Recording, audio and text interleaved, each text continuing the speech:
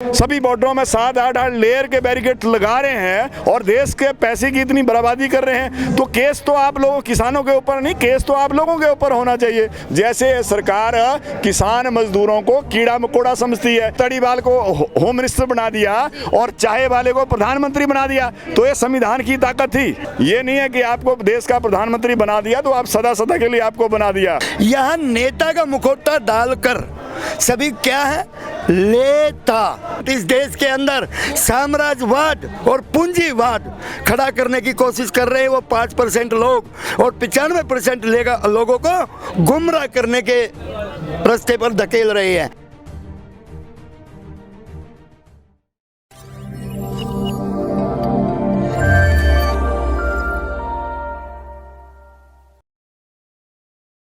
ਦਰਸ਼ਕਾਂ ਦਾ ਮੈਂ ਹਰਜੀਤ ਕੌਰ ਸਵਾਗਤ ਕਰਦਾ। ਦਰਸ਼ਕੋ ਲਗਾਤਾਰ ਤੁਸੀਂ ਦੇਖਿਆ ਕਿ ਕਿਸਾਨੀ ਅੰਦੋਲਨ ਨੂੰ ਹੁਣ ਸਾਰੀਆਂ ਹੀ ਸਟੇਟਾਂ 'ਚੋਂ ਬੜਾ ਵੱਧ ਚੜ ਕੇ ਸਮਰਥਨ ਮਿਲ ਰਿਹਾ। ਹਿਮਾਚਲ ਤੋਂ ਵੀ ਸਾਡੇ ਨਾਲ ਜਗਦੀਸ਼ ਠਾਕੁਰ ਨੇ ਜਿਹੜੇ ਕਿ ਇਸ ਕਿਸਾਨੀ ਅੰਦੋਲਨ ਨੂੰ ਲਗਾਤਾਰ ਸਮਰਥਨ ਦੇਣ ਆ ਰਹੇ ਨੇ, ਤੇ ਨਾਲ ਹੀ ਹਰਿਆਣੇ ਤੋਂ ਕਈ ਜਥੇ ਲੈ ਕੇ ਆਏ ਨੇ। ਇਹ ਵੀਰ ਸਾਡੇ ਨਾਲ ਮੌਜੂਦ ਹਰਿਆਣੇ ਤੋਂ ਜਿਹੜੇ ਆਏ ਨੇ, ਗੱਲਬਾਤ ਕਰਾਂਗੇ ਇਹਨਾਂ ਨਾਲ। ਗੱਲਬਾਤ ਕਰਨ ਤੋਂ ਪਹਿਲਾਂ ਸਵਾਗਤ ਹੈ ਜੀ, ਧੰਨਵਾਦ। नमस्कार जी। जी जगदीश जी, क्या कहोगे? पहले तो आप हिमाचल से आए हो, है ना, वहाँ पे कितने को लोग जागरूक हुए इस किसानी आंदोलन के लिए कि वहाँ पे भी प्रोटेस्ट किया जा रहा है? बिल्कुल किया जा रहा है। जिस प्रकार यहाँ जो हमारे किसान नेता हैं और जो भी आदेश होते हैं, जो किसान यूनियन के जो हमारा संयुक्त मोर्चा है उसके आदेश होते हैं, वो फॉलो किए जाते हैं वहाँ पे भी, हर जगह में। और मैं आपके चैनल के माध्यम से बात जरूर कहना चाहूँगा कि जिस तरह नेशनल मीडिया के द्वारा प्रचार किया जा रहा है, गोदी मीडिया के द्वारा प्रचार किया जा रहा है कि ये आंदोलन केवल पंजाब और हरियाणा का है, ये चीज़ बार बार बोली जा रही है, बार बार बोली जा रही है। तो मैं आपके चैनल के माध्यम से बोलना चाहता हूँ कि मैं इस आंदोलन में पिछले 2 महीने से हूँ, और आप भी देख रहे होंगे इस आंदोलन में कश्मीर से लेकर कन्याकुमारी तक लोग हैं। आप यहाँ केरला, पश्चिम बंगाल, महाराष्ट्र, झारखंड,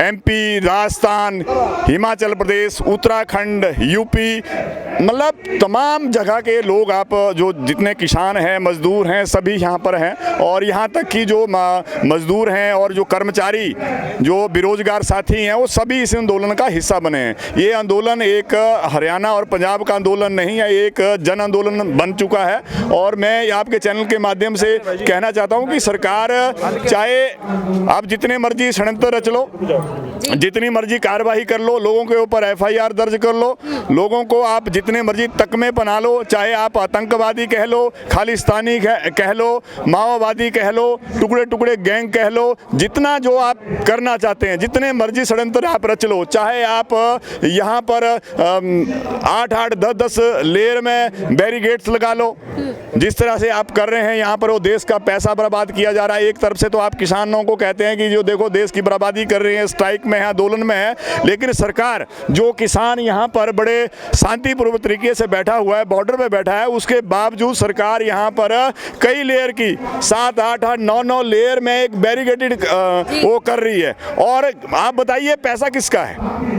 ये इस देश का ही पैसा है, और जिसको बिना किसी वजह के, बिना किसी वजह से देश के पैसे को ये बर्बाद किया जा रहा है। केस तो इनके ऊपर होना चाहिए, सरकार के ऊपर जो बैठे हुए लोग उनके ऊपर होना चाहिए कि आप बिना वजह से इस देश का पैसा क्यों बर्बाद कर रहे हैं। जबकि किसान अपने आंदोलन में है, शांतिपूर्वक तरीके से बैठा हुआ है अपनी जगह में, वो दिल्ली जाने की बात नहीं कर रहा है, लेकिन उसके बावजूद भी आप यहाँ पे 7-7, 8-8 बॉर्डरों में, सभी बॉर्डरों में 7-8 लेयर के बैरिकेड लगा रहे हैं और देश के पैसे की इतनी बर्बादी कर रहे हैं, तो केस तो आप लोगों किसानों के ऊपर नहीं, केस तो आप लोगों के ऊपर होना चाहिए। कि ठाकुर जी, आप देख रहे होंगे कि सर्दी में भी कड़कती सर्दी थी, तब भी ये किसानों ने यहाँ पर पीसफुली धरना लगा के बैठा।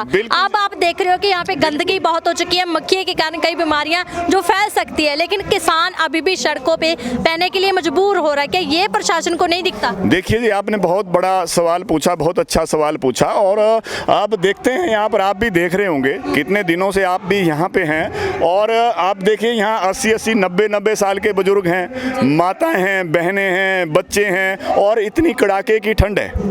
उसके बाद 3 महीने होने को जा रहे हैं इस आंदोलन के, और उस कड़ाके की ठंड में ये देश का किसान और ये बुजुर्ग यहाँ पे बैठे हैं और 200 से भी ज़्यादा किसानों की शहादत हो गई, लेकिन इस सरकार के कान में जूं तक नहीं रेंग रही है, इसको चिंता ही नहीं है।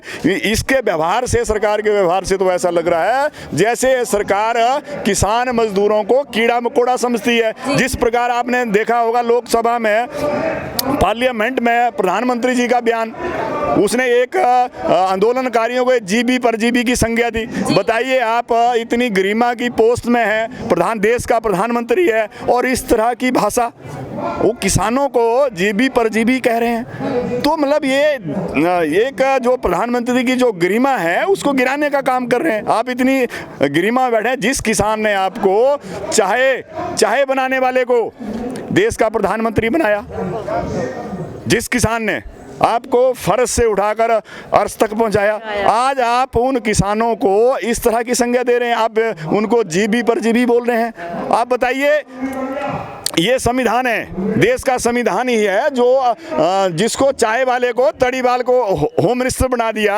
और चाय वाले को प्रधानमंत्री बना दिया। तो ये संविधान की ताकत थी, ये लोगों की जनमत से ही बने, ऐसे तो कोई कुर्सी छीन के नहीं बना।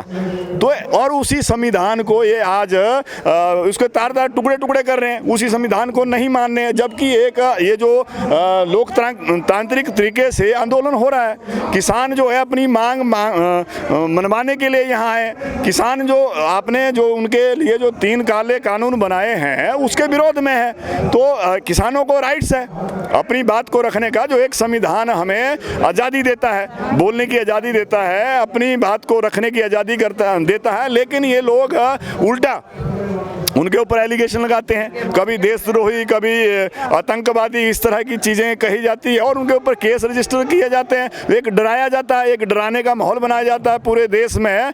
तो इस तरह की ये लोकतंत्र की हत्या है। लोकतांत्रिक देश में हम होते हुए भी ये लोकतंत्र की हत्या हो रही है। तो इस तरह की जो षड्यंत्र रचे जा रहे हैं, तो ये किसान ये इस भूल में मत रहना। मैं मोदी जी को अपने चैनल के माध्यम से कहना चाहता हूं कि इस भूल में मत रहना। जिस प्रकार से आप ये षड्यंत्र रच रहे हैं लोगों को डराने धमकाने का, जो आपकी एजेंसियां हैं, सरकारी एजेंसी हैं, सीबीआई है, ईडी है और जितनी भी सरकारी एजेंसियां हैं, उनके माध्यम से आप लोगों के ऊपर केस कर रहे हैं, झूठे केस दर्ज कर रहे हैं। तो आप ये किसान डरने वाला नहीं है जिस तरह से आप षड्यंत्र रच रहे हैं। आप ये हिंदुस्तान का इतिहास रहा है, जिस चीज को आप जितना ज्यादा दबाएंगे उसमें चिंगारी ही पैदा होगी, वो आग लगेगी। ऐसा नहीं, आप ये भूल मत करना कि ये किसान आपके डराने धमकाने से यहाँ से चला जाएगा। ये किसान तब तक डटा हुआ है जब तक आपने इन किसानों की बात नहीं मानी, इनसे बात नहीं की, तब तक ये किसान यहाँ से जाने वाला नहीं है। ये चीज़ आप ध्यान में रखना।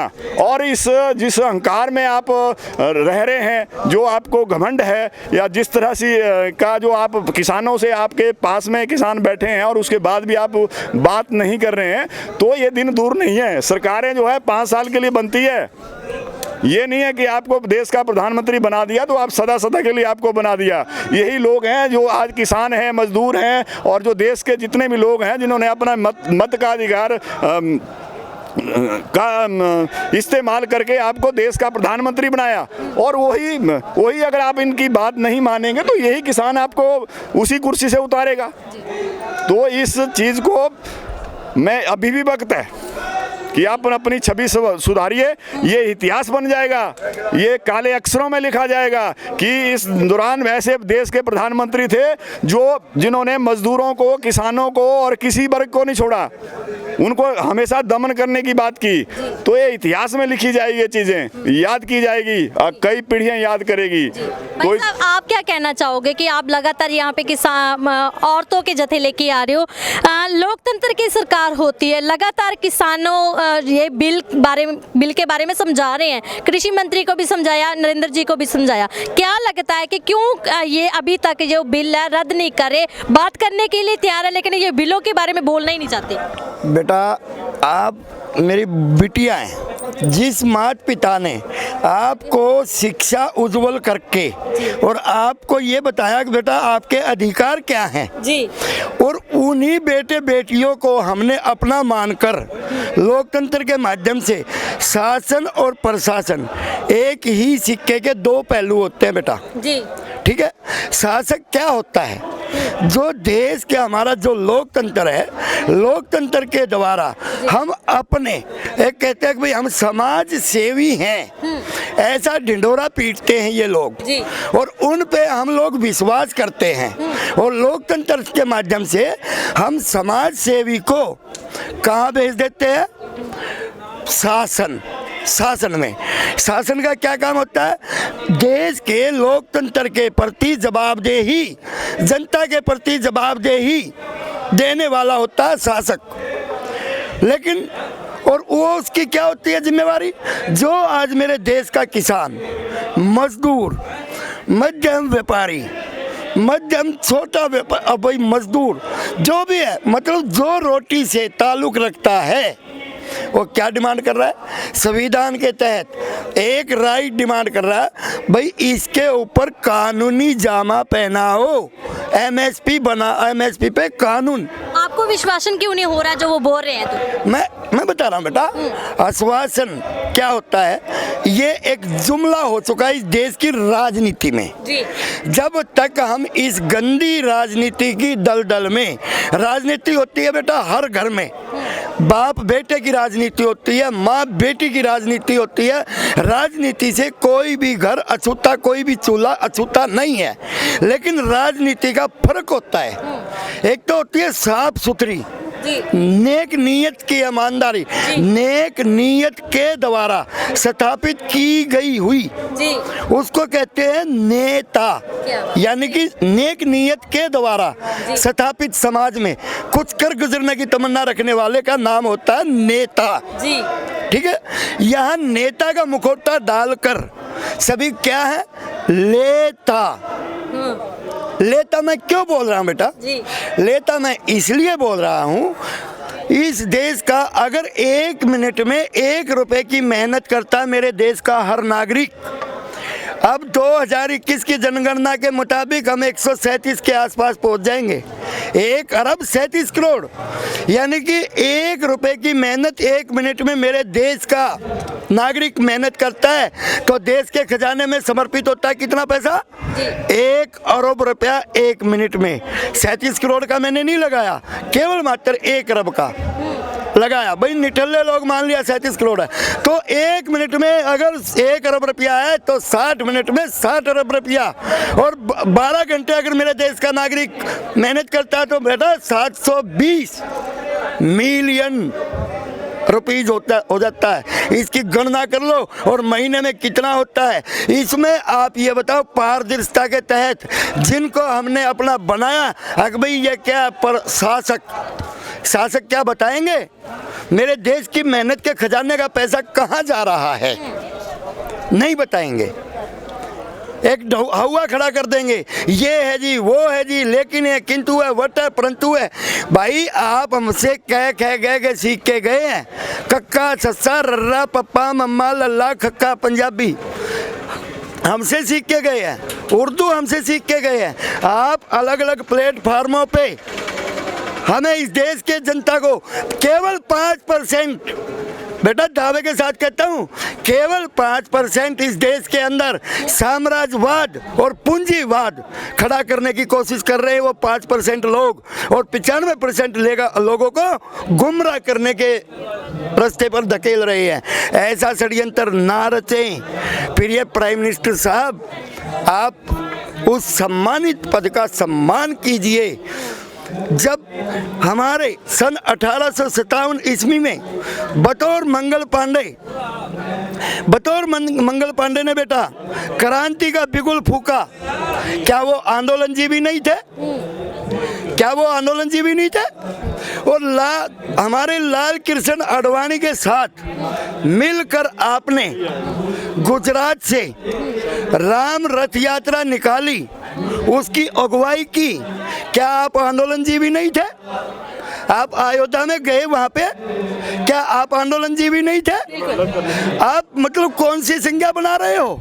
और कम से कम सर, आप पूरे देश के प्राइम मिनिस्टर हैं। 28 राज्य, 7 केंद्र केंद्र शासित प्रदेश और जितने मेरे भारत के नागरिक आउट ऑफ कंट्रियों में रहते हैं, जो इस धरती से प्रेम करने वाला नागरिक है और जो रोटी से मसला रखता है, जो अपने राष्ट्र से प्यार करता है, बेटा वो हर रोटी जागरूक है। इसलिए एमएसपी का कानून जल्दी से जल्दी बनाइए। और ये कहते हैं ना परजीवी की संज्ञा सर बहुत अभद्र टिप्पणी है।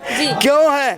क्योंकि सूक्ष्म जीवी होते हैं परजीवी, जो नहीं दिखने वाले, जो हमारे भाई धरती के अंदर रेंगते हुए जो जीव होते हैं उनको बोला जाता है बेटा परजीवी। तो क्या समझता है हम नए दिखने वाले जीवी हैं? इस देश के अंदर प्राइम मिनिस्टर साहब कम से कम शब्दावली पे संयम रखिए। मैं आपके माध्यम से यही अपेक्षा करता हूं और इस देश के हर नागरिक को आपके माध्यम से ये अपील करता हूं, जो भी आपको लाइक कर रहे हैं पंजाब पोस्ट को, वो ज़्यादा से ज़्यादा समझें और ये भाई तानाशाही राजशाही साम्राज्यवाद को समाप्त करके एक लोकतंत्र की तरफ बढ़ने का काम करें। इसलिए जय जवान जय किसान, भारत माता की जय, इंकलाब जिंदाबाद। ਸੋ ਦਰਸ਼ਕੋ ਤੁਸੀਂ ਦੇਖ ਰਹੇ ਹੋ ਕਿ ਲਗਾਤਾਰ ਹੁਣ ਕਿਸਾਨ ਅੰਦੋਲਨ ਦੇ ਵਿੱਚ ਹਰ ਕੋਈ ਜਾਗਰੂਕ ਹੋ ਚੁੱਕਾ ਹੈ ਤੇ ਇਹੀ ਗੱਲ ਕਹਿ ਰਿਹਾ ਕਿ ਐਮਐਸਪੀ ਦੀ ਜਿੱਥੇ ਤੁਸੀਂ ਗਰੰਟੀ ਦਿਵਾਉਣ ਦੀ ਗੱਲ ਕਰਦੇ ਤਾਂ ਉਹਨੂੰ ਅਮਲੀ ਜਾਮਾ ਵੀ ਪਹਿਨਾਇਆ ਜਾਵੇ। ਸੋ ਲਗਾਤਾਰ ਕਿਸਾਨੀ ਅੰਦੋਲਨ ਦੀ ਪਲ ਪਲ ਦੀ ਅਪਡੇਟ ਤੁਹਾਨੂੰ ਦੇ ਰਿਹਾ। ਜੁੜੇ ਰਹੋ ਪੰਜਾਬ ਨਿਊਜ਼ ਦੇ ਨਾਲ। ਧੰਨਵਾਦ।